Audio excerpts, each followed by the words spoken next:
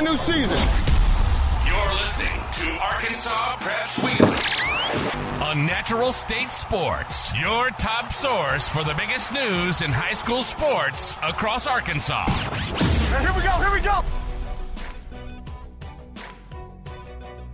What is up, everybody? Welcome in to episode number 37 of Arkansas Preps Weekly here on the Natural State Sports Network alongside Kevin Bohannon. My name is Kyle Sutherland, and it is week 9 as we inch closer to the postseason of football playoffs. And Kevin, especially if you're a 3A fan, and we got a lot to talk about in 3A, but this was probably the most thrilling week of the season. When you talk about what happened between Farmington and Morrilton, all the chaos that happened in Class 3A, which we're not probably that shocked that it happened with how deep that class is, and we've talked about it all year. But yeah, this was definitely one of the more exciting weeks, it goes without saying, of the high school football season. And I hate to say this, but we needed this as media, as fans, teams. We needed something that just turned everything upside down, turned everything on its head. So we needed some new blood. Fordyce is not new blood, but Bismarck, they went 10-3 last year. Interviewing DJ Keithley Friday night was probably one of the highlights of my short media career, in that you sensed a coach that was coming off the high of a victory and beating Prescott for the first time. It was 18 straight games. Yeah. Won. Bismarck wins 33-29 without their starting quarterback. Yeah. The storyline writes itself. It's something that, and when you're talking to Coach Keithley Friday night, he was just like, man, I don't know. I'm just so proud of my guys and so the community and everything. And that's why we do this, Kyle. And we've said that time and time again, to see something like that happen. And, and talking about Farmington and Morrilton, 153 combined points, tied for third all time. Maddox Berry set a state record for 11 touchdown passes in a game. So Thomas Thrash, who had held that record since 2001 with 10 touchdown passes in a game, he had to pass that torch. So what a night. It's over 700 yards passing. Was it 1,500 yards offense between both teams? And now Farmington, who lost their first 2 games of the year on the field, not on paper, but now they're sitting atop the 5A West, looking to get the conference championship and number 1 seed. They got some work to do, of course, but a lot of good things to talk about. Class 3A, it's just Booneville will be playing for a number 2 seed this week. Last time they played as a number 2, went to the state playoffs as a number 2 seed, won a state championship. So a lot to get to. Yeah, absolutely. And let's go ahead and get to it, starting in Class 7A here. And going through some scores, let me go back to this. I was going through my 3A notes there for a second. Bryant, 56-6 over Cabot. I'll tell you, Kevin, I got a chance to watch a little bit of the film of this. I think that, and I know Cabot's down, but Bryant, as expected, they really seem to be heating Bryant's up. Not. And what's crazy is, Bryant's undefeated, and they just seem to they're really just clicking on all cylinders right now, are the Hornets. And then Little Rock Central, I think it was 28-21. I saw a couple of different 27-21. I saw a couple of different ones in there. So Little Rock Central gets the win over North Little Rock, and they're in prime position to possibly make the playoffs. Of course, that Southwest game is going to tell a lot here when they square off. But speaking of Southwest, they put up a really resilient fight against Little Rock Christian, but come up short to the Warriors 48-43. In the West, Springdale Harbor 35-21 over Fort Smith Northside. Then Fayetteville 35-21 over Springdale. Of course, Springdale has not had is it John Pounders? What's his Jack Pounders? Yeah, Jack Pounders. They have not had Jack Pounders for the last couple of games. That has obviously really hurt the Bulldogs there. But Fayetteville didn't play their best game. Still came out on top, of course, but Fayetteville has been a little bit streaky lately. Then Conway 32-12 over Pulaski Academy. Kevin, Wesley Tapp, he filled in admirably for – go ahead and go to this one here. He filled in admirably for Grayson Wilson, passing for 215 yards. But I'll tell you, Trey Harris, over 100 yards, 3 touchdowns, was really kind of the story of the offense. But this defense for Conway also definitely got – it was insane. You just don't see this happen to PA very – I know Greenwood really got him on PA's home field last year. Christian last year held them to 13 points. This is only like the third time they've been held under 20 points in the modern era since Yeah. 2001 when Kelly started there. So Well, and they were held to 37 yards on the just under 300 yards. Conway held them to, and 37 yards on the ground. That's what's been extremely impressive. Of course, the only thing that you could probably knock Conway on is that they had 17 penalties, but overcame those and didn't really have an issue. So, Conway's got Little Rock Christian this week, and then the big one against Bryant. So it's looking like both of those teams are going to be undefeated when it's all, of course, I know Little Rock Christian has something to say about that. And then I guess this week, of course, you probably have a feeling that one's going to be a little bit more competitive than Bryant and North Little Rock. But, Wesley Tapp, we've heard some good things about him since last summer. Coach James always loves a good quarterback competition. You pretty much heard about him and Grayson taking reps throughout the summer. Grayson, of course, has the shoulder injury that's just kind of lingering right now and wasn't able to play. But I'll tell you, this Conway team, especially defensively, really just seems to be getting better and better each week. Absolutely. And we got to talk to Coach James Friday night on the Scoreboard show. And I talked to Wesley Tapp myself on Saturday and got in touch with him. And, he doesn't see himself as a backup, really. Even from during the summer when I talked to him, when they went into, I believe it was the shootout of the South over at Pulaski Academy, they split the teams evenly and let the quarterbacks select who they were going to go with. Both teams did really well in that event. I think one of them made it to the finals, and then the other one was beat out in the semifinals. You can correct me on that, but they both did really well. Tapp has the size. He's 6'5". I mean, he's a big kid.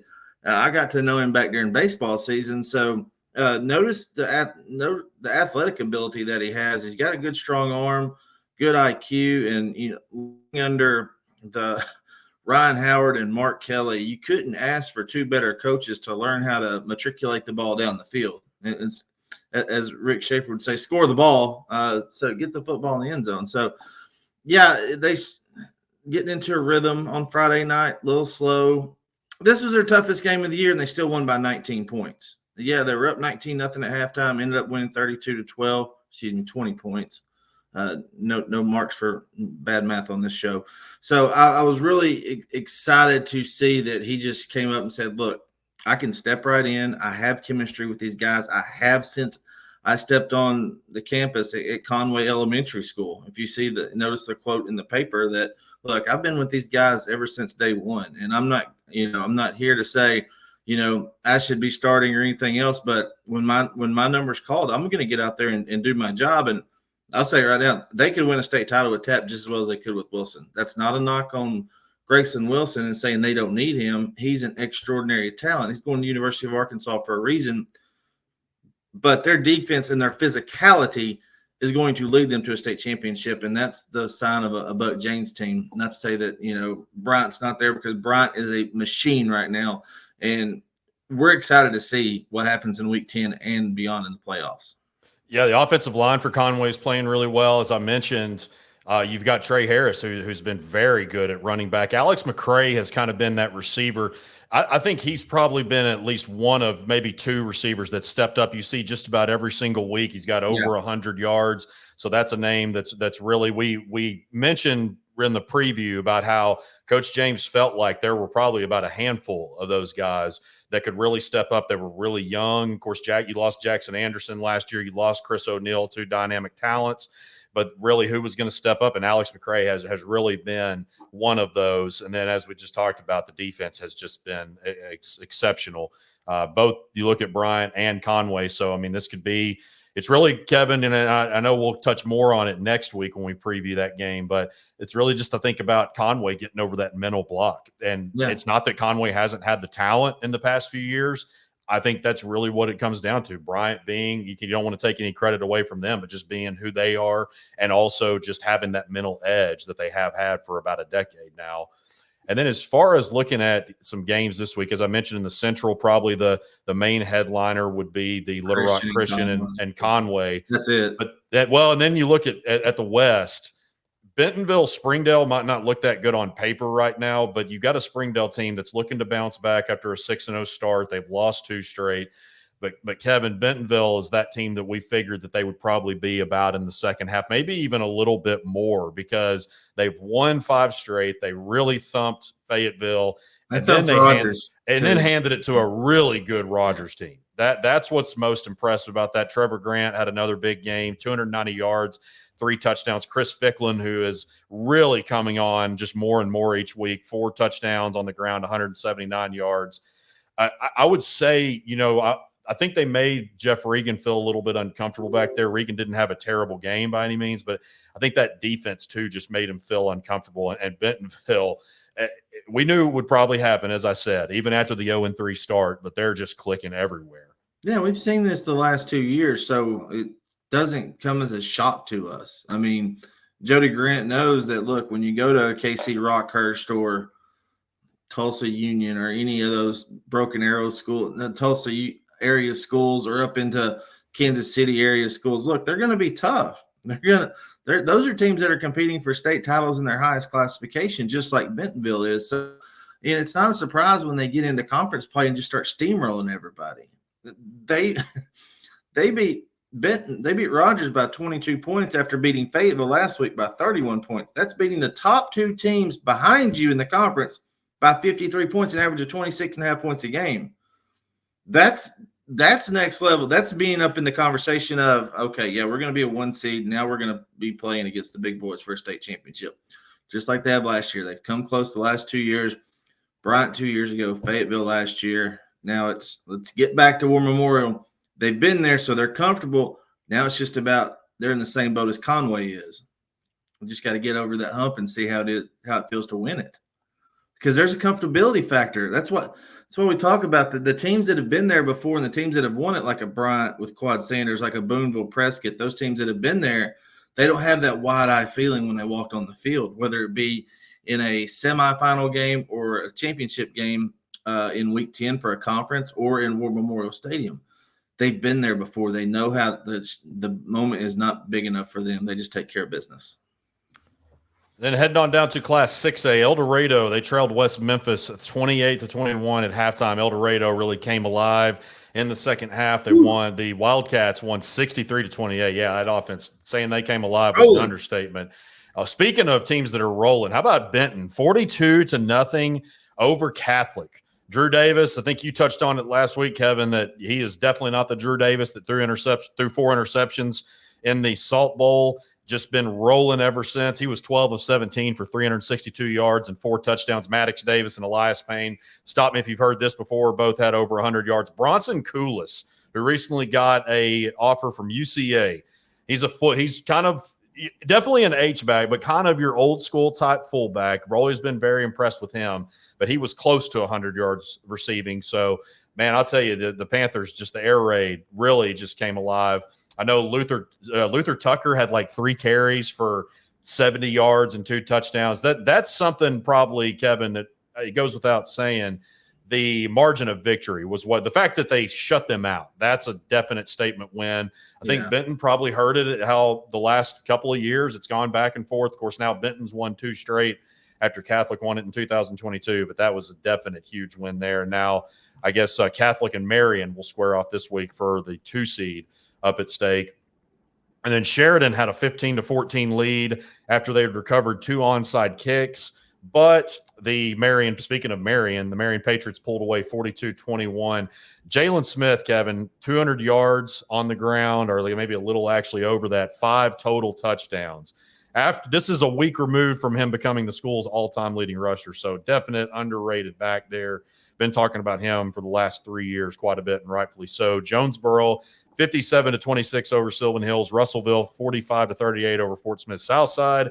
Shiloh Christian over Siloam Springs, 45-6. Greenwood rolls over Van Buren, 63-14. And how about those Mountain Home Bombers, Kevin? 36-0 over Lake Hamilton on the road. No Coach Airy, who was out having a heart procedure. All the best wishes to him. QB Brantley Phillips was out. The Bombers were missing their 2 top receivers. I meant to actually say something to you because I had heard you'd probably heard it mentioned too, kind of behind closed doors before the game on Friday.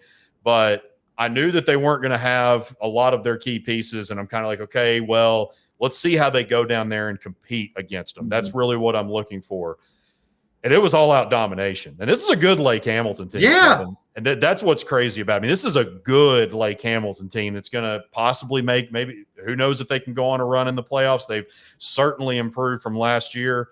But to go down there and shut them out – I mean, Talon Palmer, how about that 99-yard pick six? That puts them up 23-0, I think, with basically as the clock expires. Yeah. I mean, this might be the best – and I know, Coach, it's kind of ironic for me to say this because Coach Airy was not on the sidelines, but this might be the best win, at least in the regular season, just when you talk about all-out domination, other guys stepping up, and when in the absence of some of their top players.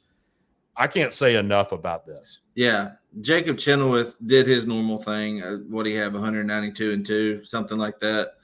So they knew they were going to have to change the way they win without Brantley Phillips at quarterback and, being down a couple of receivers.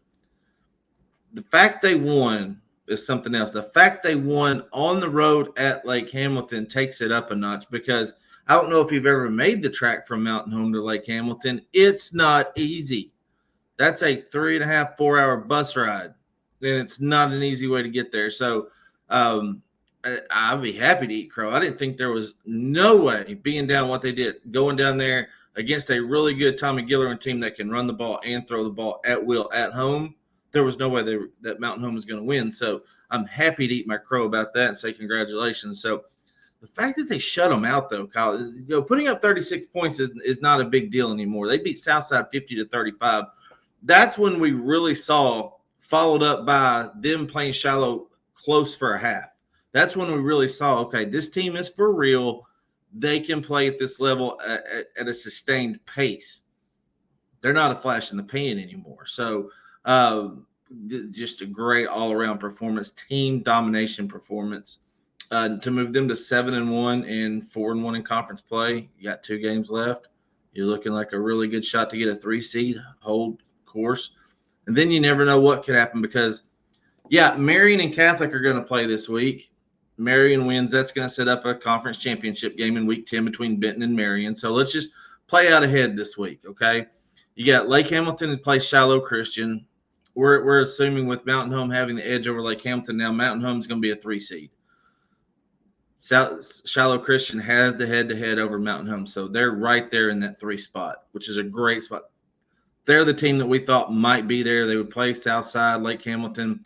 So they get in the playoffs, win their first-round game. They're going to be against a 6 seed, which will probably be Sheridan.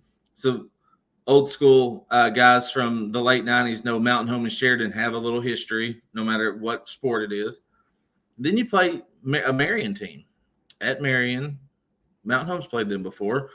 There's not a shot. It's not a shot in the dark to say Mountain Home could be a semifinal team.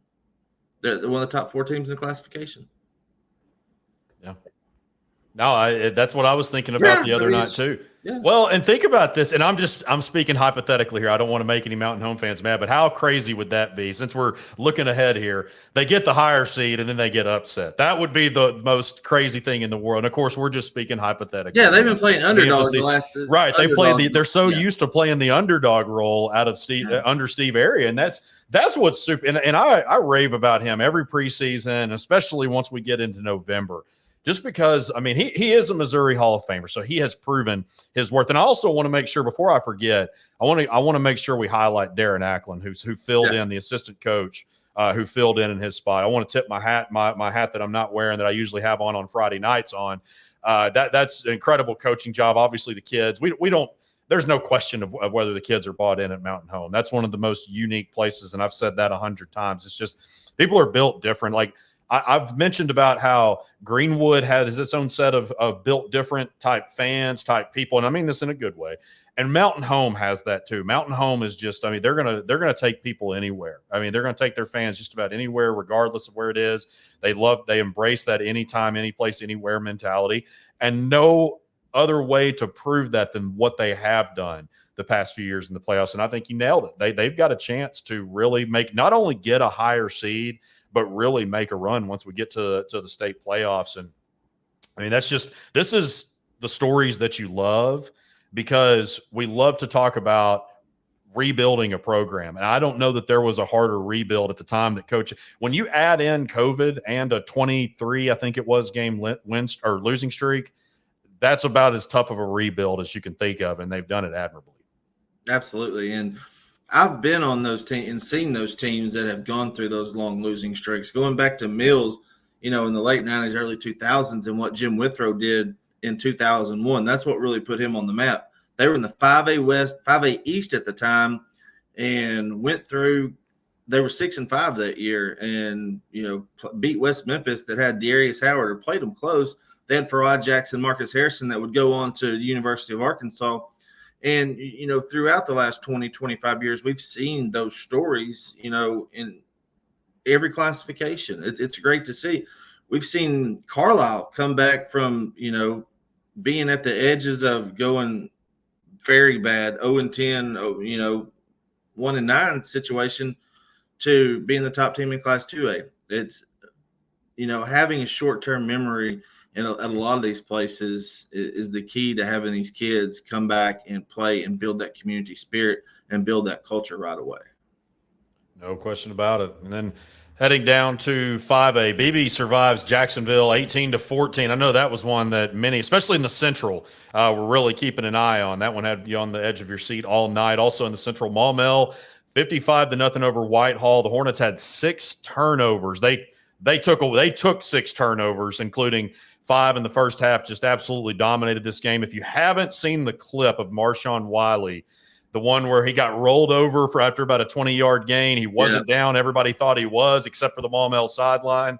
He darted for the rest of the way for the touchdown. Go check it out on the Natural State Sports Network, Facebook and Twitter. Think of Michael Dyer against Oregon in the 2010 National Championship game. That's the exact same thing.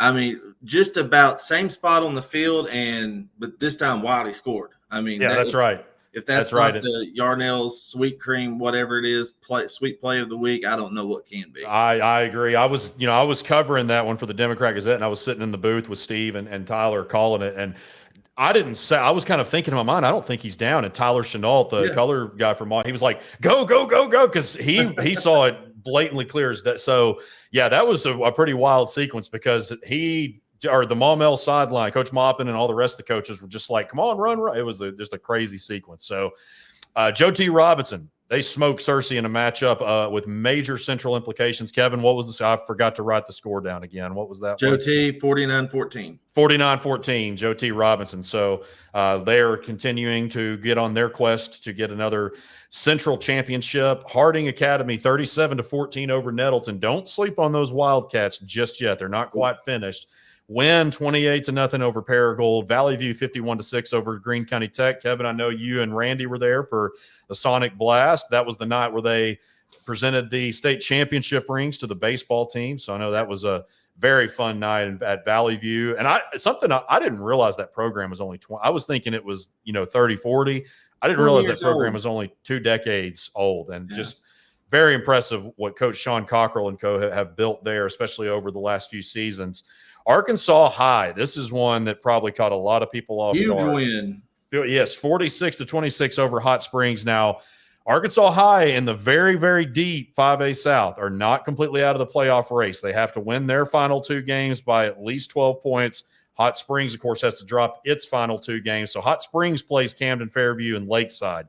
Got 2 really, really tough teams left, while Arkansas High plays the bottom of the conference in Hope and DeQueen. So that's going to be an interesting storyline for that final spot in the 5A South. Speaking of Camden Fairview, they blanked Hope 66-0.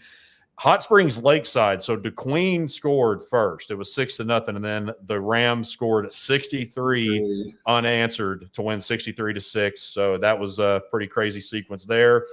Back-to-back defending 5A champion Parkview 42-7 over Magnolia. Valonia edges Harrison 24-21. And then the one that we're going to talk about, Farmington 78-75 over previously unbeaten Morrilton. Now, Kevin, this combined score It moves into third all time, but behind Bauxite's 78-72 win over Fountain Lake in week 3, about a month ago or so, a little over a month ago. Now it's second as far as in-state teams because Nashville beat Idabel, Oklahoma 91-63 in 2016. So as far as in-state competition, this is second all time. Man, you talk about really catching your breath. Like you said, it was around 1,500 yards of total offense. So Morrilton had 823, Farmington had 661. So yeah, a little over. What is that? That's about 1,500 on the money almost.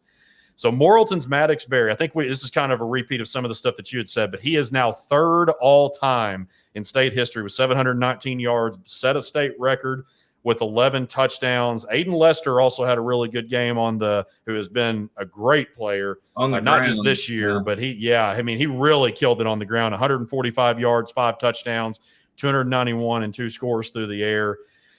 Oh, man, just talking about this, spitting out these stats literally almost takes my breath away. And that's what's crazy is we had a similar game to this just 5 weeks ago. So 2 of the top 5 games of all time, top 4 in-state, or I guess top 3 in-state history. Wow. Just the 5A West has been a little weird this year. You were kind of wondering, was Morrilton going to finish the regular season undefeated? You look at Tom Tice, and Tom Tice, especially right now, is the front runner, but also Cody McNabb. You talk about some big-time 5A Coach of the Year candidates.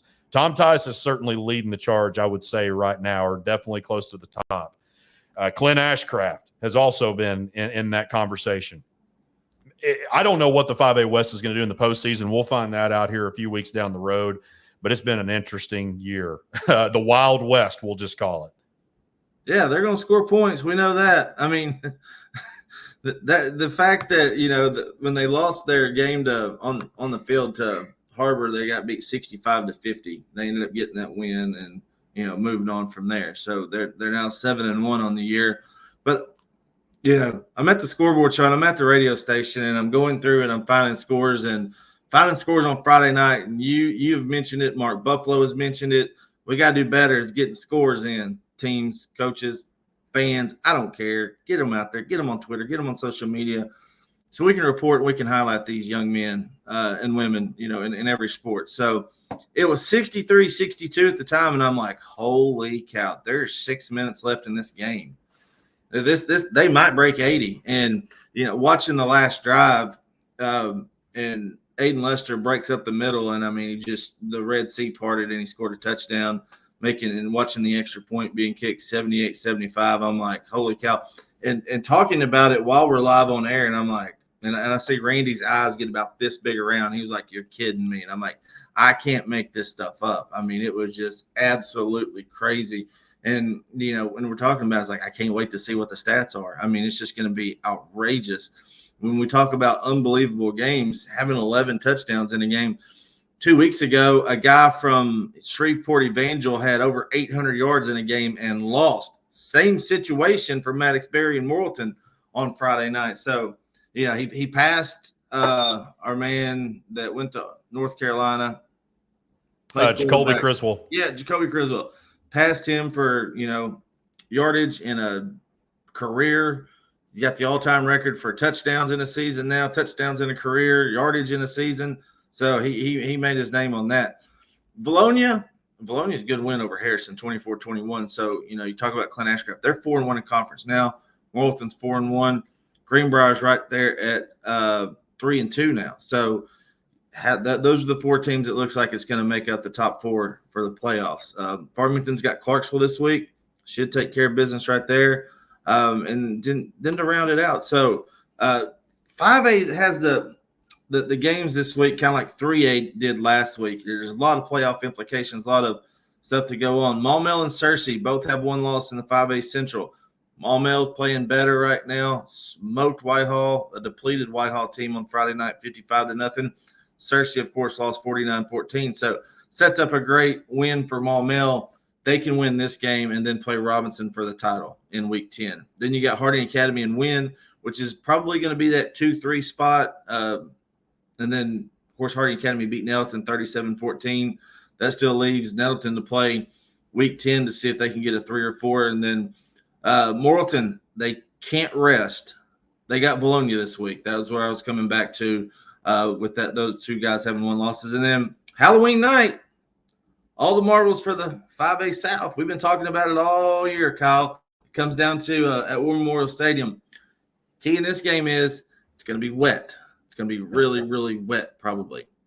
Parkview's offense sputtered on Friday night against Magnolia. You and I talked about this last week. Magnolia could be a trap game for them in terms of, hey, we might be looking ahead. Hey, Magnolia does some things that are a little awkward, a little unorthodox. Adam Kirby's done a great job with Magnolia, who still could get in as a 4 seed now that Arkansas High has given them a little bit of reprieve after beating Hot Springs. So Hot Springs Lakeside comes in with the momentum. I think, if I'm not mistaken, Parkview made a change in quarterback in the first half.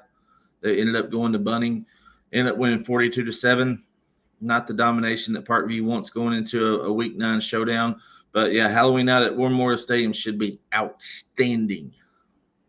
I think that's the biggest question. That's what I was going to bring up, is because we're supposed to get a lot of – and we need this rain coming that's supposedly coming in. Absolutely. And I say supposedly, it's at 9. Last time I checked on Monday morning, it was 99% chance. And it's supposed to dwindle out. And it normally – well, War Memorial does a pretty good job of draining. You look at the 8-man state championship game last year, and it was underwater 30 minutes before kickoff. And it stopped not too long after that, and then it drained out pretty quick. But it's definitely, like you said, it's going to be wet. And that's of course – last year, Grady Oman really came on in the back half, so you know that they can really run the football. Lakeside can with him. That's what Parkview's MO is. That Coach Bolding has talked about. You mentioned Bunting has also taken some reps at quarterback this year, along with Quentin Murphy. That's going to be kind of the question of what does Parkview go with the game plan of, because they love to run the football. Coach Bolding has always been big on getting those huge offensive linemen, running the football, trying to put it down your throat.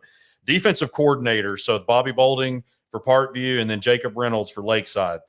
I'm interested to see what they have cooked up, because they're both going to be going against some fantastic athletes. Lakeside might not, other than maybe Tucker Young on the offensive line that's committed to the Razorbacks, they may not have the skill players that have the kind of national recognition that Parkview does. But Grady Oman, as I mentioned, is one who has really proven his worth. Wally Walcott's been very impressive at quarterback this year. And that's what's been probably the most impressive, was just the way that these guys have really stepped up after losing so much of the skill position players in particular. So I'm sure there's plenty that think that Parkview is going to run away with this one, and they just might. But I really do think that this will be competitive. I genuinely do, because Lakeside, they've just had that belief really since Coach Rock took over. Can't say enough about him. I don't know, not making predictions or anything, but I do think that this should be pretty competitive. Yeah, and we've seen that. Look, the last 2 years, Parkview has run roughshod through this conference. Last year we thought, Matty Contreras, who, had 8 touchdown passes in a game last year, they may give Parkview a shot because they're able to move the ball up and down the field, and it was bad. It was a mercy rule game. The last 2 games on Parkview's schedule are the toughest, and I think if I'm Jacob Reynolds, I go and look and see what Bryant did in terms of how do you slow them down. Are you going to stop them completely?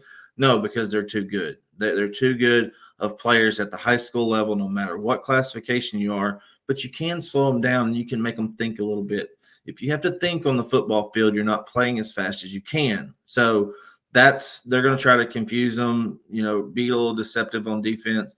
Expect that to happen. And then, Hot Springs Lakeside needs to have a little bit of a degree of luck playing on the road, which, and you and I've talked about this. What kind of home atmosphere does Parkview have, really? It's not really a home field atmosphere compared to everybody else in the state. And when you go to these smaller schools, we talked about it last year, Mineral Springs and Murfreesboro, elite atmosphere. We talk about it in every game we go to, where there's 4,000 to 5,000 people there. Parkview doesn't have that home field advantage to where it feels, but it's different playing at Memorial Stadium. We saw that with Jonesboro when they went in to play Catholic. It's just a little bit different out there. They lost 26-21. Catholic won that game. So if they can go in and play and play where their feet are, like we've talked about, I think Hot Springs Lakeside has a shot. You almost made it. Son of a biscuit. I almost made it. I wanted to make sure I was testing. You got to, just got to make sure you're on your heels every now and again. Right. For a 42-16, grab it over Prairie Grove. I actually meant to hit it, but I think my thumb missed it. Elkins 48-0 over Green Forest. Also, Mills pitches a shutout 47-0 over Hall. Heber Springs 33-14 over Lone Oak. That's a big one, Kevin, because Lone Oak had been on a tear. That's by far the most points that Lone Oak has given up in conference play. They had shut out 3 of their 4 conference opponents, and the one that they allowed, there was 7 points. So defense had been playing elite. Heber Springs really took advantage there. Forest City 43-34 over Riverview. Southside remains undefeated with the 50-22 win over Gosnell.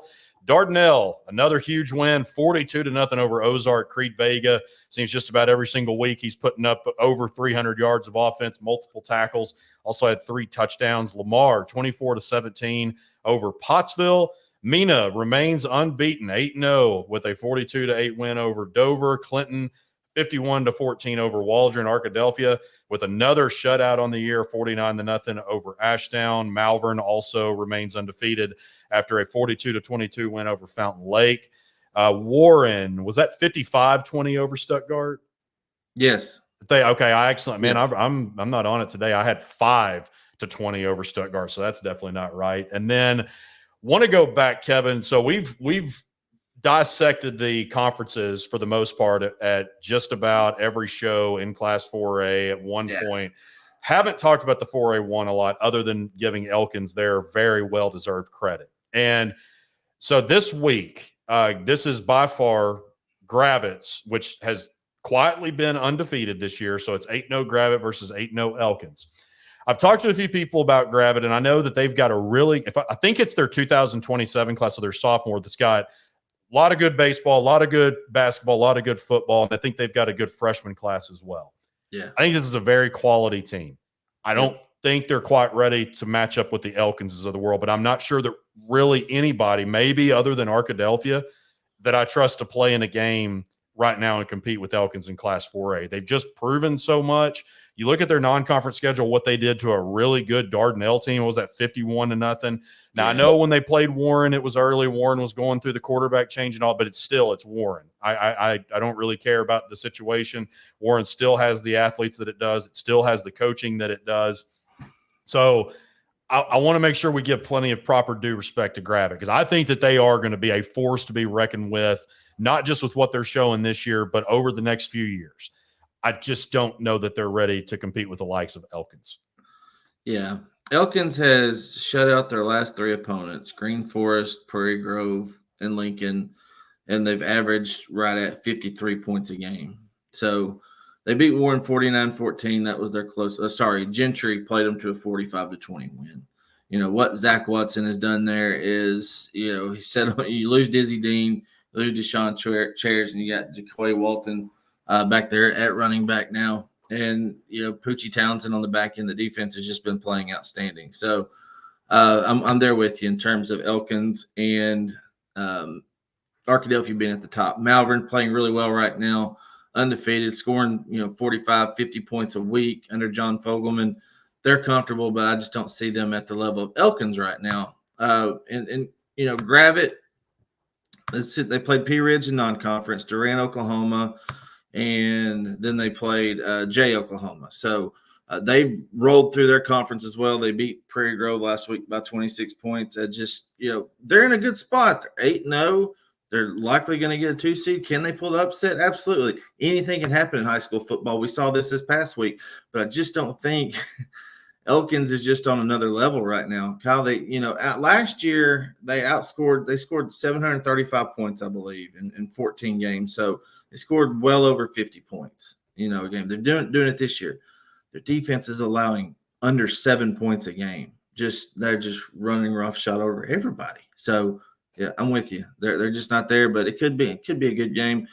Gravett, keep it close. Fourth quarter, anything can happen. Weather could have a deal in this, because we saw a couple of years ago in the playoffs, Nashville goes up to Elkins, beats them 63-62 in the Fog Bowl, as it was called back then. So get it to the fourth quarter, anything can happen. That was such a wild game. I think nuts. Before they threw that Hail Mary. It was like they had like a .8. I think it was Harold McIlvain or one of the guys from the Democrat Gazette had that score. Maybe it was Henry Apple, somebody. Yeah, less than 1% chance. Yeah, less than 1% chance to win. And of course, it's when you have that long of a Hail Mary from 75 yards or man, that was golly. Yeah, Nashville was a fun team to watch that year. They were the road warriors and made it to the semifinals. So then looking at some more games. So you got as we just talked about, the Gravett at Elkins game. You've also got Malvern at Nashville. And speaking of Nashville, you're kind of not really sure where they're at, but they have won 4 straight. So that's definitely worth keeping an eye on there. DeWitt at Hamburg is one with playoff implications in the 4A8. Mina, as we mentioned a second ago, 8-0 at Clinton, who's 7-1. And then Dardanelle against Pottsville. And Kevin, that's, I'm not really, I've been really kind of trying to dissect Dardanelle a good bit. And I don't really hold that, especially considering that was week 1, week 2, or whatever it was. So that was early on in the year. And I think Coach Phil Vega had talked about when we had them at Media Days, how, especially since they're moving back down to Class 4A after they'd been in Class 5A, that they really had a chance to make some noise. And this team is really, we talk about Creed Vega a lot, but it's not just Creed. They've got some athletes. Talking to a couple of coaches that played against them, they've got some really good length at wide receiver. I know they've got some linemen that they really like too. So I think the Dardanelle team, I think, is certainly a legit top 5 team right now. Absolutely. And looking at their stats, Creed Vega has done a great job. He's averaging over 200 yards passing, 100 yards rushing every week. And talk about Rod Chatton, he had 5 catches, 97 yards, 2 touchdowns. Jesus Garcia, a weapon as a kicker. We talked about Mina has one of the best kickers in the state. But yeah, Jesus Garcia for Dardanelle. Coach Vega mentioned him the other night. Latravius Robinson has 8 sacks on the year for that defense. Jace Finkenbinder, 76 tackles. Kentrell Diggs, 5 interceptions from that secondary. So, yeah, Vega's averaging 10 yards a carry and, 17 touchdowns. He got 29 total on the year. Dardanelle's playing, where they need to be. Things break out for them, right? Could get to the semifinals. They just have those athletes that can do it, and 4A is where they belong. Another game we did quite mention, Heber Springs and Forest City. This is a game that, before the season started, you're like, well, maybe those teams could be playing for a playoff spot. Heber Springs wins. They're likely going to be the 2 seed coming out of that conference, that 2-4A. They've already lost to Mills, so it looks like Mills is going to run away with this conference, which we kind of expected. But Forest City – right now, they're 3-2 in conference play, if I'm not mistaken. They beat Riverview last Friday night. They beat Hall, and they beat Bald Knob. So with 5 teams coming out of Class 4A for the playoffs in each conference, 4 cities made the playoffs. I think it's the first time since 2019. Seeding will be an issue. We got to figure out what seed they're going to be. They do play CAC in Week 10. That could kind of throw a kink in things. So, Heber Springs right now with that huge win over Lone Oak. Lee and Buffalo had over 200 yards rushing. Caleb Carmichael, talked to him on Friday night. Really excited about the way his guys are coming together. They could be trouble for anyone in the playoffs because they can score and their defense is playing really good right now. Wasn't that 2021-22 when Magnet Cove under Carmichael, they made that run to the semifinals? Yeah, and, Carmichael, last year with Rising – starts out slow, comes back, and now he's back at home at Heber Springs, where he wants to be after Coach Pascal left and went to Cross County. So kudos to the Panthers. They're rolling right now. Great atmosphere. We've had a couple of Sonic Blasts there the last couple of years, and it's a great town with community support up there in North Central Arkansas. It's going to be a tough place to play in the playoffs. No doubt. And then, take our deep breaths for 3A. Yeah. Charleston, 36-7 over Cedarville. Quitman, how about the fighting DJ Mark? We got of all the craziness that went on in 3A. I didn't know that score till yesterday, Kyle. Yeah, it made me so mad. Yeah, I'm telling you that. Well, that's I made my, and this is not talking about Quitman or Atkins, but I just in general, I made my point on Twitter about that yesterday. Yeah. But yeah, 52-45. Quitman over Atkins. That's a big win with playoff implications there. I know. And I was asked a question a couple of weeks ago about, what kind of team does Quitman have this year? And I said, look, they're not elite by any means, but they can get one from somebody. Score. They will. They can do that. So, and definitely don't take them lightly. Mayflower remains undefeated, 49-12 win over Episcopal Collegiate. Newport 53-35 in a very crucial game over Walnut Ridge. The Greyhounds, they've won 2 straight after dropping 2 in a row.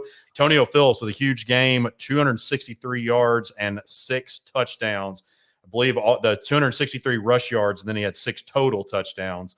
Glen Rose 62-16 over Cutter Morning Star. Harmony Grove OC, how about the OC? 53-50 over Center Point. Center Point reeled off 22 unanswered in the fourth quarter, took a 50-45 lead. Then the Hornets were able to make one final response with under a minute left and hold on. Fordyce shuts out Dumas 48-0. Then Rising 42-12 over Lake Village. So that sets up the 3A game of the week, which the Buzz will be at Paul Bear Bryant Stadium. Looking forward to that. Now let's get into the craziness of last week. So let's start off with Bismarck. So Kevin, Bismarck 33-29 over Prescott. You mentioned at the top of the show, no Ben Keithley, their all-state quarterback. Preston Hughes is filled in. Well, Ben Keithley's little brother, Caden, scored the winning touchdown with just over a minute left.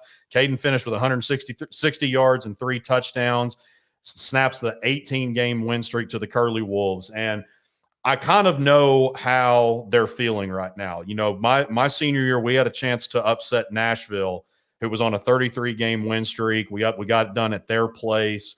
So I know what it's like. It's exhilarating. It's hard. And frankly, we had Last Pace Baptist Prep, Arkansas Baptist at the time, the next week. So it was about not having that letdown for us.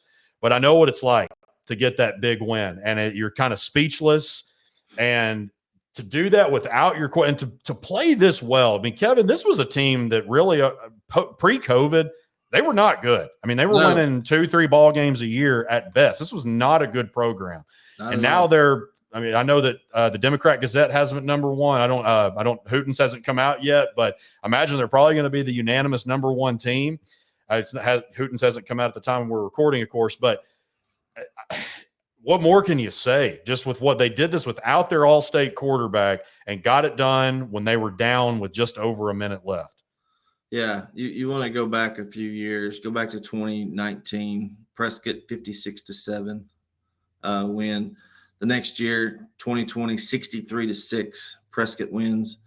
The next year, 28-14, 2021 is, when they really kind of started making a run. They got to the playoffs that year. They won a game. So that was big. And then, 2022, they went 6-5. Prescott beat them that year as well, pretty bad. So now they're back in the conference again. Last year, Prescott beat them 42-13, 10-3 on the year. And it's just what an outstanding performance, coming in as a backup quarterback. That's the stuff you dream of. We talked about it with Wesley Tapp, but, in Class 3A, especially, Kyle, these guys, they're always on the field, so it's not like it's a different situation. It wouldn't be like starting Malachi Singleton against a Mississippi State or Malachi Singleton against LSU last week.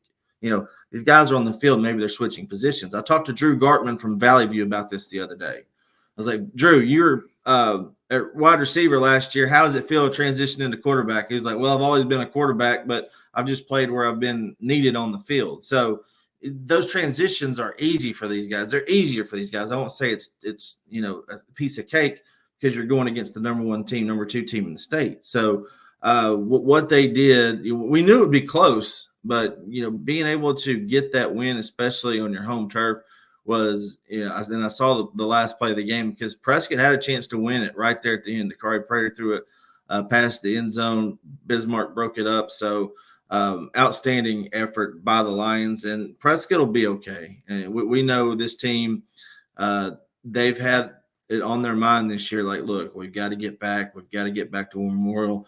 They know the way back, so don't count out the Curly Wolves. And, looking at everything else that happened the other night, Mansfield, First time since 1980. Glenn Parrish and I had this conversation about 2 weeks ago. 1980. In 1980, it was right like months before Reagan took off. So Jimmy Carter was still in office. This was months before Reagan got sworn in for his first term. So it's been a minute. And I'll tell you what, and they came back too. That's what the craziest part about it is Boonville led 22-18 with just over 8 minutes and then made the comeback. I mean, I'll tell you what, Kevin, I'm eating we mentioned eating crow earlier. I'm eating crow. I didn't say that they were a flash in the pan, Mansfield was, from last year, but I questioned at the beginning of the season, were they just a flash in the pan last year? Will they duplicate that? Yeah. And they're proving everybody wrong. Yeah, so they step up and prove everybody wrong. The 2-3A is kind of crazy right now. Mayflower's sitting on top. We know that they're probably going to win that because of everything that's happened with Atkins beating Salem, Melbourne beating Atkins, and then Quitman beating Atkins. So Mayflower's sitting pretty right there. But Osceola, Robert Hooks, we talked to him on Friday night. They beat Rivercrest 28-20. And I said this: look, Osceola is a tough place to play at. It's in the middle of nowhere. You really can't get a feel for depth perception, but it's a great atmosphere. Osceola has had a really good football program and tradition. But Robert Hooks comes back to his school that he coached at. Rivercrest was his alma mater, so it was kind of a funny thing with him beating up on Rivercrest Friday night. And they shut down something. They did something Friday night nobody has done this year, and that shut down Cavante Washington to the tune of 20 points. Team that had been scoring 45, 53 points a game, they just took it and set up a conference championship. That's what you wanted. So if you look at things right now in that 3-3A, Osceola is going to be the 1, Rivercrest 2, Newport 3, Walnut Ridge is going to be the 4. That's absolutely crazy going into the season. The conference coaches had picked them to win the conference. Rivercrest 2, Newport 3, and Osceola was sitting there at 4. So flipped them up on its head. Osceola going to be that conference champion, it looks like. Glen Rose, can't say enough. You and I called it. We are very humble and we don't stroke our ego a lot like some other people, but you and I called that. Look, it's Glen Rose's to win. They did a great job last week coming back from 21 down to win 49-21. They're going to win that conference title. And it's what we wanted, man. We wanted Fordyce and Rising for all the marbles. Yes. Rising quietly, Kyle, 8-0 in the season. Mm-hmm. Just Chris Vereen doing his job. Just nobody, just superstar standout. They just take care of business week by week. Fordyce has played really well this season. Haven't got anybody hurt. That's what we heard from Tim Rogers when we were down there earlier this year. He said, look, Kev, if we don't get anybody hurt, we'll be there at the end. No question. They have really impressed. So you got that as the headliner. You've also got Salem, they've dropped 3 games this year. But think about who they've lost to: Newport, Prescott, and then was it Melbourne or Atkins? What are you talking about? Salem. Their third loss. Salem, Mountain View. Oh, no. Salem lost to Atkins. Atkins. That's what I couldn't remember if it was Atkins or Melbourne. So they got a big one against Mayflower. Undefeated Mayflower. Salem's a really good team, much better than their record, in my opinion. They have a winning record, but just look at who they played. Also, Charleston at Boonville. I know Charleston might not be the team that they've been over the past few, particularly, the state championship team. Carter Little is good.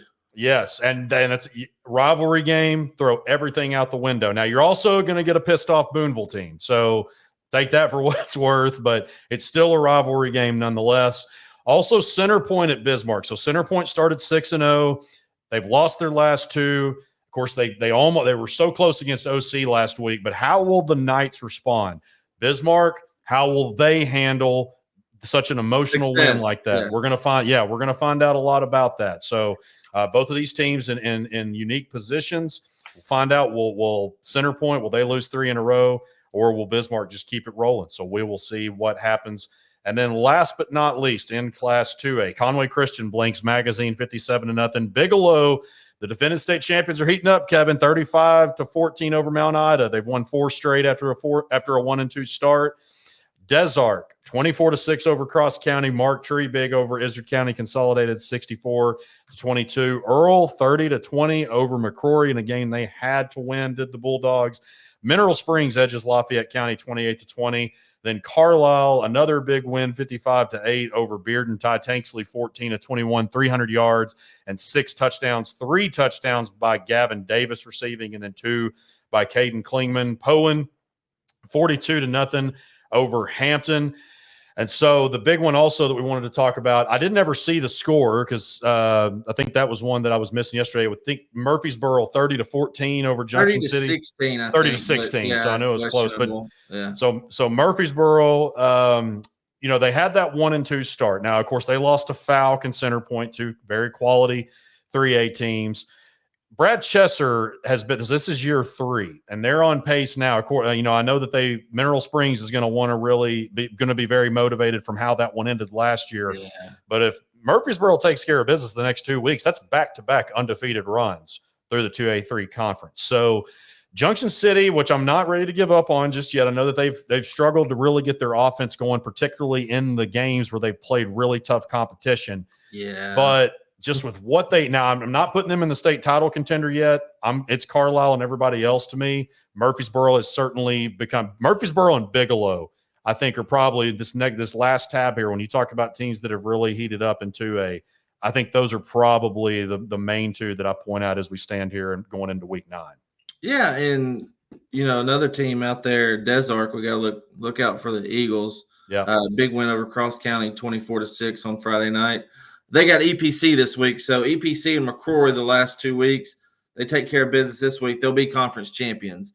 But going back to Bigelow, and I talked to Craig Newmeyer about this on Friday night. I was like, man, they just came out rolling. They were up 35-14 and ended up winning 35-21. So Bigelow gets what they need to have. They took care of business, and it sets up what they need to have done. Like it has been the past 2 years. Week 10 with Conway Christian, they're going to take care of business against Johnson County Westside tonight. So you go back to last year, big game into the season. Bigelow wins 22-15. 2 years ago, 38-7. And then, that they've had Conway Christian's number the last 3 years. So, just about since they've been in the same conference. So what does it look like for them? It surprised me that the offense got rolling on Friday night, losing everybody that they did, but they shut down a Mount Ida offense that had been rolling. We know that Mount Ida gave Conway Christian everything that they wanted a couple of weeks ago, and then they beat Hector last week, scoring in the 50s. So, I do like Bigelow right now. Murfreesboro, you talked about them. Look, Junction City, all of a sudden, needs to take care of business. They could be the 2 or the 3 seed. Remember, only 4 teams in 2A get a bid to the playoffs now. So Carlisle, of course, taking care of business as usual. It was good to watch them guys. Defense just rolling right along. Ty Tanksley, as you mentioned, huge night once again. He's just getting more comfortable as they get rolling out there, and I just think nobody is on their level. We'll have to see with Conway Christian, but we'll find out once we get to the playoffs. Poen, good bounce back, for them. Baptist Prep gave teams issues early in the season, but Poen, shutting them down on Friday night, that was huge for Vic Barrett's squad coming off that emotional loss to Carlisle. So, 2A not as turned upside down as 3A, but, Murfreesboro, Bigelow, Desark, watch out for those 3 teams as we head into the playoffs. Good looking out. I think I said Poen over Hampton. That's their. I think I might have been looking a little bit too far ahead. Yeah, Baptist Prep was who they beat last week. Yeah, that was Dan. Yeah.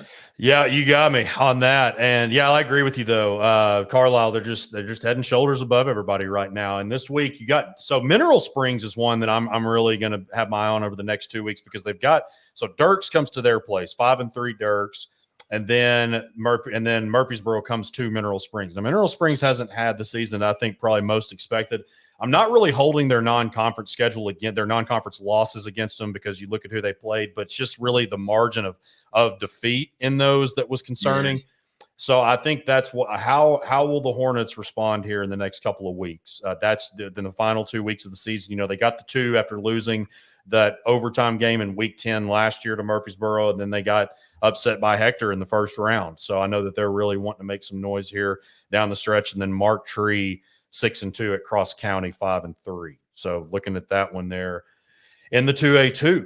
And so also as well, can't forget that we've got volleyball state champion. Of course, the state tournament starts Tuesday and goes through Thursday. And then we have the state championships at Bank OZK Arena on Saturday. I bet our man Bobby Swafford will be on the call for all of those games. He took care of all of them last year. I'll be watching on PBS while I'm watching some football. Our guy Jeff Halpern will be there covering for Natural State Sports. So check out the website, the Facebook page, X as well. We'll have all those game stories posted with photo gallery. So we're excited that, want to thank Chris Walker and Arkansas Select Volleyball again for stepping up and partnering for our volleyball coverage. And yeah, Kevin, as we said last week when we wrapped up the tennis state championships, all the fall sports are coming to an end here, and football is what we got about another 5 weeks of the season, 5, 6 month and a half, something like that. 6 weeks. Yeah. Right. Getting into December.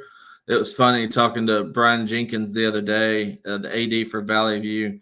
They had a big trip planned, and it's, they planned it, way ahead of time. And turns out it was the weekend of the state championship, of the 5A state championship game or Memorial.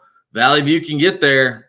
If everything lines out right, and we think it will, semifinal game, they would host Parkview in Valley View. So he was telling Coach Cockrell the other day, and it was just a great atmosphere for Randy and I up there. Those guys, Central Arkansas, outside of me and you, Central Arkansas as a whole don't know much about Valley View. Yeah, they won the baseball state championship, but they've been good in tennis. They've been good in cross country, but football, they wanted to make a statement. Look, they beat Harding Academy this year, but they've been stuck up there in the northeast corner of the state. They want their recognition as being, one of the top dogs in 5A. And it's like I told Coach Cockrell, you can only control the teams that are put in front of you. But if you want to make a statement statewide, you beat the Hot Springs Lakeside, you beat the Joe T. Robinsons, you beat the Parkviews, no matter where they're at, they'll get that. So really looking forward to that, and a lot that can happen in the playoffs coming up. You're exactly right about the great sports program. You look at volleyball, I think it's 16, and I'm not I don't think I'm wrong on this, 16 state champion. I mean, just a juggernaut up there. Yeah. Also, softball won a state championship in 2022. Yeah, they've got a great athletic program, and no question about that. So, but also too, check out the for those volleyball fans that might be watching or listening to this as we close this out here. Myself and Jeff Halpern, mainly Jeff Halpern, our volleyball writer, did a podcast previewing the state tournament. So you can check that out. Just went through all the teams, kind of like how we do on here. Started in 6A, went all the way down through 2A, and talked about some teams to watch there. So check that out. And if you are not subscribed, make sure you hit that button on YouTube as well as the notification tab so you are notified when we release an episode. You can also find us on audio platforms, Apple, Spotify, iHeartRadio. We are there. But other than that, we will see you next week as we prepare for the final week of the regular season. It sounds crazy to say that, but check out all of our stuff, naturalstatesports.com. You can find for the 8-man fans, 8-man report on there. We post a weekly schedule along with some other good tidbits. So for Kevin Bohannon, all of us here at Natural State Sports, my name is Kyle Sutherland. We will see you next week.